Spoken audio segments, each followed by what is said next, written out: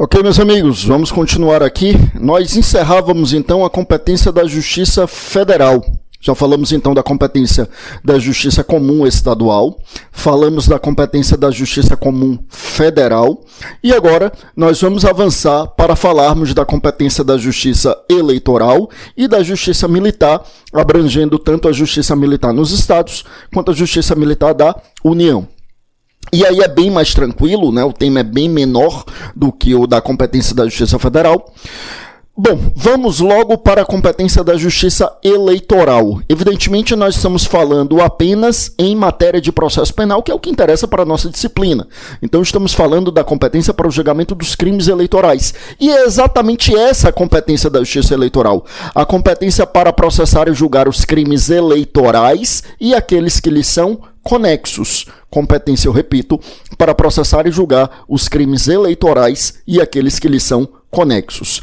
Mesmo quando estes crimes conexos, meus amigos, são mais graves do que os crimes eleitorais. Houve uma decisão do Supremo Tribunal Federal, salvo engano, no ano de 2018, salvo engano, na dúvida agora se 2018 ou 2019, salvo engano 2018, em que o Supremo Tribunal Federal, ele entendeu que compete à Justiça Eleitoral, inclusive julgar crimes que envolviam corrupção, lavagem de dinheiro, e aí a imprensa noticiou isso como se fosse um esvaziamento da Operação Lava Jato. Eu lembro muito bem dessa expressão, porque teria retirado da Justiça Federal esses casos e encaminhado para a Justiça Eleitoral, né? Porque até então os crimes de corrupção, né? Os crimes envolvendo ali corrupção para desvio de dinheiro para financiamento de campanhas. Aí você tinha um crime de corrupção e você tinha um crime eleitoral. E estava havendo a cisão dos julgamentos. As corrupções ali no âmbito da Justiça Federal, porque invariavelmente envolvia ali algum bem da União, dinheiro da União, por isso Justiça Federal. E os crimes eleitorais estavam com a Justiça Eleitoral. E o Supremo Tribunal Federal, ele então referendou o entendimento que ele já tinha, não era um entendimento vinculante, então não estava sendo observado pelas instâncias ordinárias, mas já era um entendimento do Supremo, no sentido de que a Justiça Eleitoral deveria julgar não só os crimes eleitorais, mas também aqueles que lhes são conexos. E, inclusive, como eu disse, esses crimes mais graves e crimes que são pouco comuns, até então eram pouco comuns no âmbito da Justiça Eleitoral, como, por exemplo, a lavagem de capitais, né? Questionou-se muito, inclusive, se a Justiça Eleitoral teria estrutura para tanto, já que o objetivo primordial da Justiça Eleitoral não é a matéria criminal é uma matéria adjeta, né? Secundária lá no âmbito da Justiça Eleitoral, mas é o entendimento do Supremo Tribunal Federal. Então, sim, cabe à Justiça Eleitoral processar e julgar os crimes eleitorais e aqueles que lhes são conexos. Nós temos crimes eleitorais lá no nosso Código Eleitoral, que é da década de 60, mas temos crimes eleitorais em outras tantas leis também, né? Enfim, a lei de 97, que trata dos partidos políticos e da propaganda política, por exemplo, né? Então, temos algumas outras hipóteses, mas fundamentalmente nós temos lá no Código Eleitoral, tá? E no Código Eleitoral, inclusive, vale lembrar que nós temos muitas figuras típicas que são similares a outras tantas figuras típicas previstas na legislação comum. A exemplo do que acontece com os crimes contra a honra, a calúnia, a difamação e a injúria, que se encontram lá no nosso Código Penal, entre os artigos 138 e 140, lá eles também estão no Código Eleitoral, entre os artigos 324 e 326, e com uma definição típica extremamente parecida com a do Código Penal, com o diferencial no sentido de que, quando a gente fala em crimes eleitorais, nós temos ali crimes de calúnia, difamação ou injúria praticados no bojo da propaganda eleitoral ou objetivando fins de propaganda eleitoral. Tá? Então, a mesma conduta que seria de competência da Justiça Comum, por ser um crime de calúnia, se for no bojo de uma propaganda eleitoral ou objetivando fins de propaganda eleitoral, passa a ser de competência da Justiça Eleitoral. Tá bom? Outro ponto para o qual eu quero chamar a sua atenção sobre os crimes eleitorais é lembrar que nós temos a corrupção eleitoral, no artigo 299 do Código Eleitoral.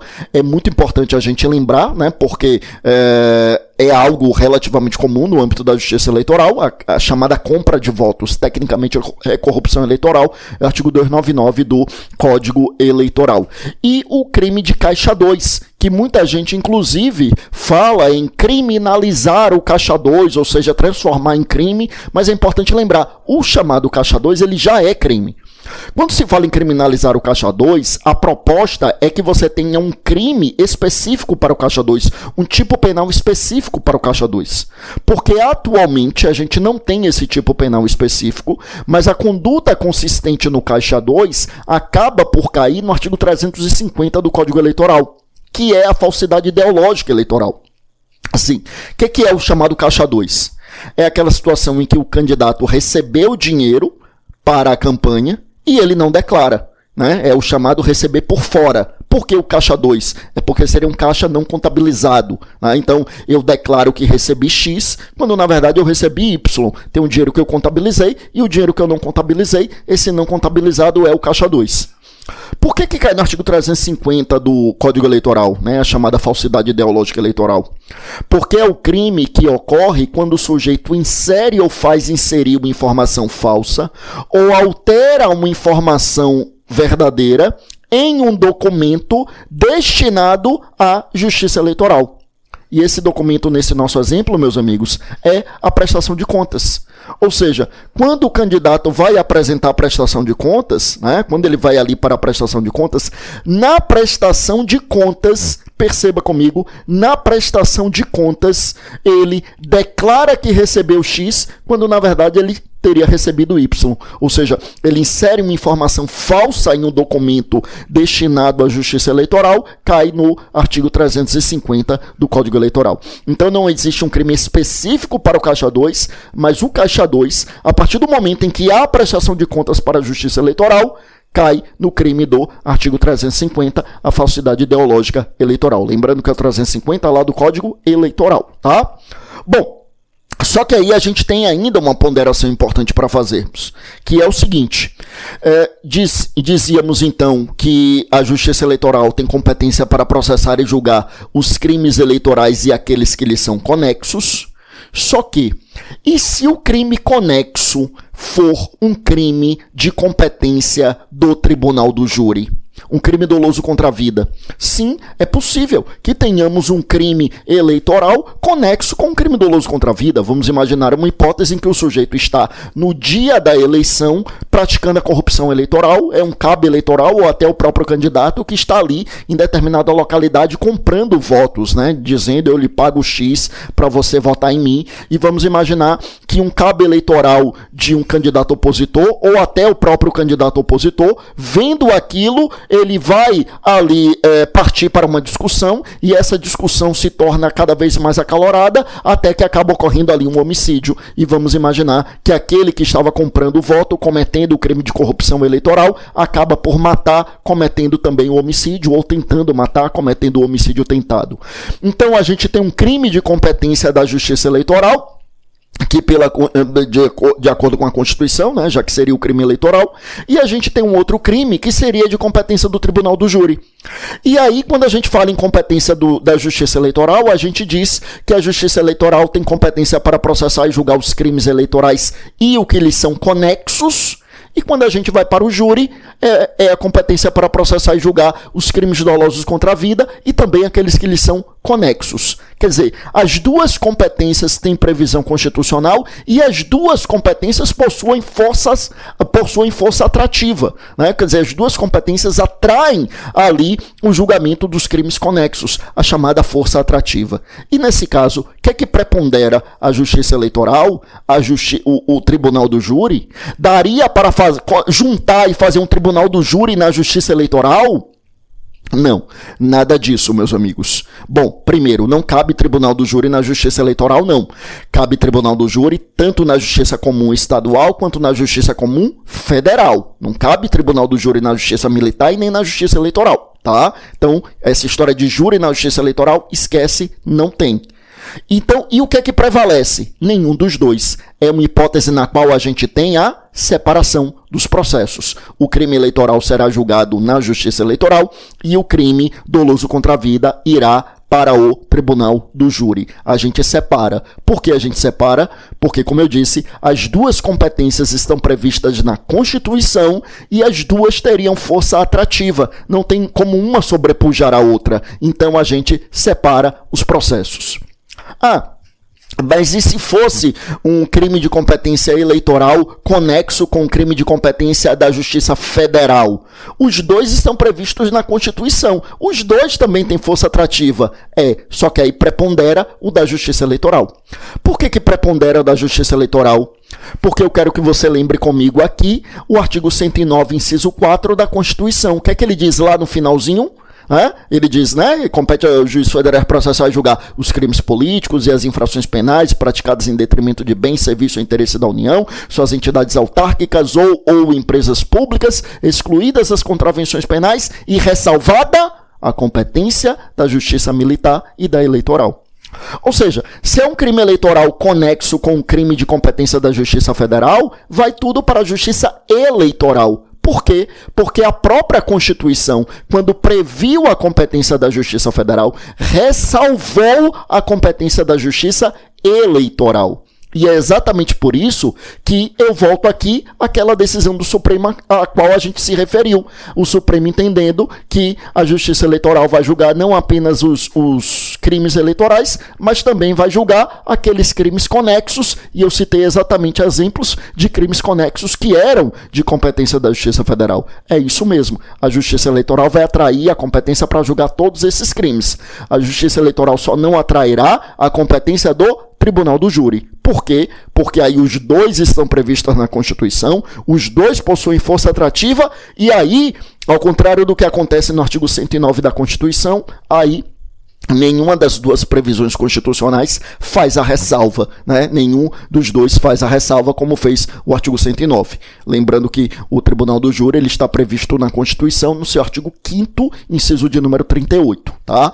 Inclusive lá se diz que compete ao Tribunal do Júri processar e julgar os crimes dolosos contra a vida. Essa ideia de que compete também julgar os crimes conexos já nem é Constituição, é o próprio CPP, né? Mas que já se entende há muitos anos que essa competência do júri para processar e julgar crimes dolosos contra a vida é uma competência mínima estabelecida na Constituição. A lei, né, a norma infraconstitucional, ela pode ampliar esse espectro de competência. E realmente ampliou quando o CPP ele amplia esse espectro de competência para trazer para dentro da competência do júri não só os crimes dolosos contra a vida, mas também aqueles que são conexos. Tá bom? Volta comigo aqui para a tela, meus amigos. Bom, então, com isso, né, a gente falou aqui da competência da Justiça Eleitoral, tá? A gente trouxe aqui as questões relacionadas à competência da Justiça Eleitoral. Tá bom. Vou seguir aqui para a gente falar da competência da Justiça Militar. Aí eu quero que você lembre que nós temos a Justiça Militar nos estados e nós temos a Justiça Militar na União. Quando a gente fala na Justiça Militar da União, aí estamos falando de um ramo autônomo do Poder Judiciário. Tá? A Justiça da União, ela se divide em Justiça Federal, Justiça do Trabalho, Justiça Eleitoral, Justiça do Distrito Federal e Territórios e Justiça Militar da União. É um ramo autônomo do Poder Judiciário. Inclusive tem concurso para juiz militar da União, né, que é chamado de juiz auditor, e o Ministério Público Militar, que atua perante a Justiça Militar da União, também é uma carreira autônoma, né, é um dos ramos do MPU, Ministério Público da União. Então, quando a gente fala aqui, eu repito, na questão relacionada a Justiça Militar da União, estamos, eu repito, falando de um ramo autônomo do Poder Judiciário. Já quando a gente fala na Justiça Militar nos estados, não é um ramo autônomo do Poder Judiciário. Na verdade, é uma competência da Justiça Estadual. É uma competência da Justiça Estadual. Geralmente é ali um destacamento de uma vara especializada, que é a Vara de Auditoria Militar Estadual. E quem é que exerce a competência ali naquela vara é um juiz de direito, ou seja, um juiz estadual, que é destacado para atuar naquela vara, como poderia estar em uma vara de família, em uma vara civil, em uma vara do júri, em uma vara crime comum, ele está ali na vara militar. E na larga maioria dos estados, o recurso da decisão dessa vara de auditoria militar, o recurso é para o TJ, o Tribunal de Justiça. Porque na larga maioria dos estados nós não temos tribunal militar estadual. A Constituição permite, né, a criação de um tribunal militar estadual, quando a gente tem um efetivo ali de mais de 20 mil militares estaduais, militares, tanto policiais militares quanto bombeiros militares, mas são raríssimos os lugares que tem. Eu sei que tem no estado de Minas Gerais, salvo engano, tem no Rio Grande do Sul também, né? Raríssimos lugares tem o Tribunal Militar Estadual, né? Nos lugares que tem, aí da decisão da vara de auditoria militar, cabe recurso para o Tribunal Militar Estadual. Nos lugares que não tem, aí da decisão ali do juiz da vara de auditoria militar, caberia então recurso para o Tribunal de Justiça, tá? E qual é a competência, meus amigos, dessa Justiça Militar Estadual? Veja bem, a Justiça Militar Estadual, ela tem competência para processar e julgar os militares estaduais por crimes militares. Ela tem competência, eu repito, para processar e julgar os militares estaduais, que nós já dissemos são os policiais militares e os bombeiros militares. Então a competência é para processar e julgar os militares estaduais pelos crimes militares. E o que é importante a gente lembrar, a Justiça Militar Estadual não tem competência para julgar civis. Se os civis praticarem crimes contra as instituições militares estaduais, eles são julgados pela Justiça Comum Estadual. Então imagine você, duas pessoas, um policial militar e um civil. São dois amigos, um é policial militar, o outro é civil. Eles invadem o quartel da Polícia Militar para subtrair armamentos. O policial militar cometeu um crime militar. Ele será julgado pela Justiça Militar Estadual. E o civil cometeu um crime contra instituições militares estaduais. Ele vai ser julgado pela Justiça Comum Estadual. Ou seja, tem uma separação dos processos aqui. O militar julgado pela Justiça Militar Estadual e o civil julgado pela Justiça Comum Estadual. E por que eu tenho a separação dos processos? Porque a Justiça Militar Estadual não julga civis. Justiça Militar Estadual só julga militares por crimes militares, tá? Militares, obviamente, Justiça Militar Estadual, obviamente, só julga os militares estaduais por crimes militares, tá? E não julga civis. Volte comigo aqui para a tela. Veja, essa é a grande diferença, meus amigos, em relação à Justiça Militar da União, tá? Porque a Justiça Militar da União, ela tem competência para processar e julgar os militares das Forças Armadas, ou seja, militares do Exército, da Marinha e da Aeronáutica.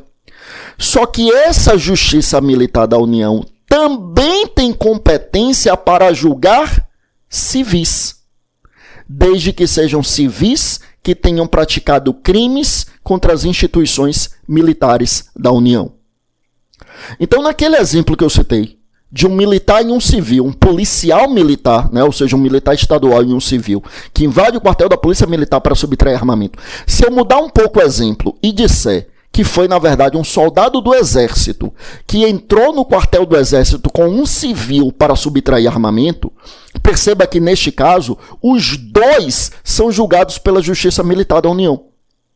O militar das Forças Armadas por ter praticado o crime militar e o civil por ter praticado o crime contra a Justiça Militar da União. Os dois são julgados, por ter praticado o crime contra instituições militares da União. Os dois serão julgados pela Justiça Militar da União. Então, a grande diferença aqui é que a Justiça Militar da União, ela pode julgar civis, desde que os civis tenham praticado crime contra as instituições militares da União. Já quando a gente fala na Justiça Militar Estadual, conforme nós dissemos, não dá para julgar civis, né? Então, assim, ela, assim, é importante lembrar, a Justiça Militar Estadual, ela julga militares estaduais, mas assim, ela pode julgar ex-militares estaduais que praticaram crime enquanto eram militares estaduais, tá? Então assim, não dá pra dizer, não, ele cometeu crime e foi expulso da corporação, então agora ele é um civil, não vai ser julgado aqui. Não, veja, ex-militares que cometeram crimes militares enquanto eram militares, esses são julgados pela Justiça Militar Estadual, sim, tá? Agora, se ele nunca foi, assim, uma pessoa que nunca foi um militar estadual, não tem como ter um processo contra ele na Justiça Militar Estadual. Não tem como. Se tiver, tá errado. Porque a Justiça Militar Estadual não pode julgar civis, tá? Agora, já a Justiça Militar da União, você nunca foi um militar das Forças Armadas, pode ser que tenha um crime lá, que tenha um processo lá contra você na Justiça Militar da União, tá? Bom, enfim, estou dizendo isso porque, né, quando você passa no concurso tem aquela fase de pegar ali as certidões para apresentar, e você tem que pegar as certidões negativas da Justiça Federal, Justiça Estadual e tal, e aí tem que pegar também da Justiça Militar Estadual, ainda que você nunca tenha sido militar, né, se você nunca foi militar estadual, é impossível que tenha... Quer dizer, impossível não é porque pode ter um erro lá, né?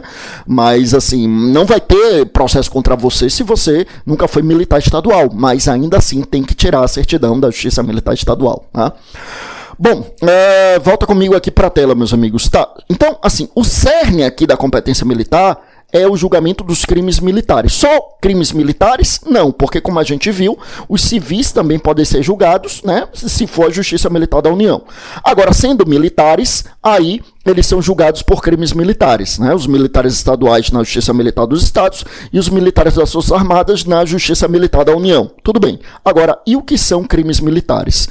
Meus amigos, em 2017, nós tivemos uma alteração muito substancial nesse tema, uma alteração no artigo 9º do nosso CPM, o Código Penal Militar. Por quê? Porque o artigo 9º do CPM é ele que define o que é crime militar. A gente tem um CPM, o Código Penal Militar, e temos um CPPM, o Código de Processo Penal Militar, né? Que, evidentemente, a gente não vai aqui estudar a fundo, porque aí são outras disciplinas, né? O Direito Penal Militar e o Processo Penal Militar, disciplinas, inclusive, que são cobradas em pouquíssimos concursos, por exemplo, o juiz militar da União e MP e promotor militar, obviamente vai cair muito o direito militar e direito processual, direito penal militar e direito processual penal militar, óbvio, mas além desses, essas disciplinas caem para a DPU, Defensoria Pública da União, né? Cai, porque defensores públicos federais podem ter de atuar ali. Lembra, tá? A instituição é DPU, Defensoria Pública da União, mas os membros são defensores e defensoras públicas federais, tá? Então, Defensoria Pública da União, Defensor Público Federal, tá? E pode ser que os membros da DPU tenham de atuar na Justiça Militar, né? Então, por isso que cai penal militar e processo penal militar. Fora isso, o que eu me recordo aqui de cabeça, cai para analista da própria Justiça Militar da União e para analista do MP da União. Analista do MP da União, você não faz concurso para analista específico do MP militar, né? Você faz para analista do MP da União. Então cai penal militar e processo penal militar, porque você pode ficar lotado no MP militar. Aí cai trabalho e processo do trabalho, porque você pode ficar lotado ali no Ministério Público do Trabalho. Então é um programa bem eclético, tá? Mas vamos lá, vamos voltar aqui. Então eu dizia o seguinte: então, o artigo 9º do CPM, ele foi muito alterado em 2017. Por quê? Até 2017, meus amigos, o artigo 9º do CPM definia crime militar dizendo que eram os crimes definidos neste código. Ou seja, até 2017 só era crime militar se fosse um crime definido no Código Penal Militar. Então, um militar em serviço que praticasse um outro tipo de crime não era considerado crime militar. Foi aí que o STJ sumulou o entendimento de que o policial militar em atividade que comete crime de abuso de autoridade é julgado pela justiça comum. Por quê? Porque abuso de autoridade é uma lei específica, não é Código Penal Militar, e, portanto, se não era Código Penal Militar, não era crime militar, era considerado crime comum, então ele tinha que ir para a justiça comum. Também o STJ sumulou o entendimento de que o policial militar que auxilia a evasão de presos de estabelecimento penal também não seria crime militar.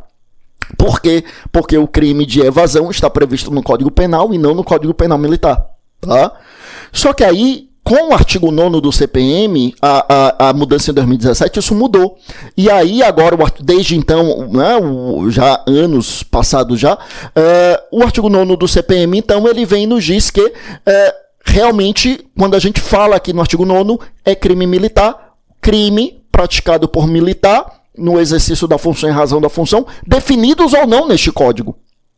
Ou seja, os crimes previstos na legislação extravagante passaram a poder ser considerados crimes militares para efeito de definição da competência da justiça militar.